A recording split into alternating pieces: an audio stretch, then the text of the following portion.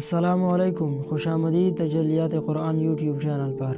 مسلمان بھائیوں، کیا آپ نے کبھی سوچا ہے جس معاشرے میں دن رات تلاوت قرآن کی آوازیں گونجتی ہو، وہاں نفرتیں، فرقہ واریت اور دشمنیاں اتنی گہری کیوں ہے؟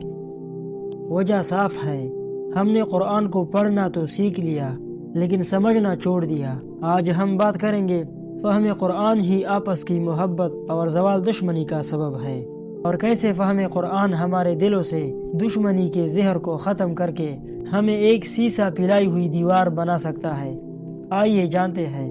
مسلمان بھائیوں، قرآن میں ارشاد ہے وَاعْتَصِمُوا بِحَبْلِ اللَّهِ جَمِيعًا وَلَا تَفَرَّقُوا وَاذْكُرُوا نِعْمَةَ اللَّهِ عَلَيْكُمْ إِذْ كُنْتُمْ أَعْدَاءً فَأَلَّفَ بَيْنَ قُلُوبِكُمْ فَأَصْبَحْتُمْ بِنِعْمَتِهِ إِخْوَانًا۔ اور مضبوط پکڑو رسی اللہ کی سب مل کر، اور پھوٹ نہ ڈالو، اور یاد کرو احسان اللہ کا اپنے اوپر، جبکہ تھے تم سب آپس میں دشمن، پھر الفت دی تمہارے دلوں میں، اب ہو گئے اس کے فضل سے بھائی۔ حبل اللہ سے مراد قرآن ہے۔ شقیق نے ابن مسعود سے یہی نقل فرمایا، یہی قتادہ اور ضحاک سعدی نے فرمایا، اور علی سے بھی روایت ہے۔ صحابہ کرام کی آپس میں محبت کی وجہ یہی فہم قرآن تھا، ورنہ صرف قرآن تو آج بھی ہے مگر فہم نہیں۔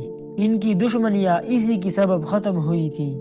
افسوس، قرآن تو اب بھی ہے مگر سمجھ نہیں۔ میرے دوستوں بزرگوں، نتیجہ یہ نکلا کہ دشمنیاں وہاں پھیلتی ہے جہاں جہالت ہوتی ہے۔ جس دن ہم نے قرآن کو سمجھ کر اپنی سینوں میں اتار لیا، اس دن ہماری مسجدیں، ہمارے گھر اور ہمارے دل ایک دوسرے کے لیے کھول جائیں گے۔ یاد رکھیے، اللہ کی رسی کو مل کر تامنے کا حکم تبھی پورا ہو سکتا ہے جب ہمیں پتہ ہو کہ وہ رسی قرآن ہم سے کیا رہی ہے۔